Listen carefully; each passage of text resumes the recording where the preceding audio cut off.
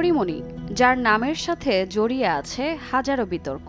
কখনো বিয়ে, কখনো মন্তব্য, কখনো বা জেলবন্দি, এমন হাজারো বিষয় জড়িয়ে আছে তাকে ঘিরে।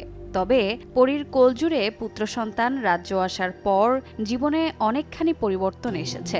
গতকাল মারধর ও হত্যাচেষ্টার অভিযোগে ব্যবসায়ী নাসির উদ্দিন মাহমুদের দায়ের করা মামলায় সিজেএম আদালতে আত্মসমর্পণ করে জামিন চান পরীমণি। পরীমণির জামিনদার হিসেবে আদালতে পরীর পাশে দেখা গিয়েছে তরুণ গায়ক শেখ সাদীকে।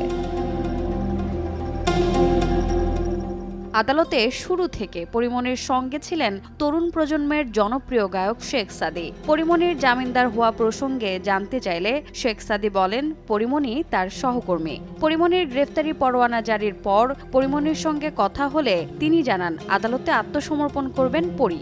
এজন্য সাদীও আসেন আদালতে। জামিন হওয়ার পর পরীর জামিনদার হন একজন আইনজীবী এবং আরেকজন হন সাদী। গণমাধ্যমকে সাদী আরও জানান, একই অঙ্গনে দীর্ঘদিন কাজ করার কারণে পরীমণির সঙ্গে বেশ আগেই পরিচয় হয়েছিল। তখন থেকে পেশাগত বিষয় নিয়ে পরীমণির সঙ্গে নিয়মিত কথাবার্তা হতো। তরুণ গায়ক শেখ সাদীর বেশ কয়েকটি জনপ্রিয় গান রয়েছে। ইউটিউবে এসব গানের ভিউ কোটি পার করেছে। শেখ সাদীর গাওয়া একটি গান নিজের ফেসবুক অ্যাকাউন্টে ভিডিও সহ পোস্ট করেছিলেন পরীমণি।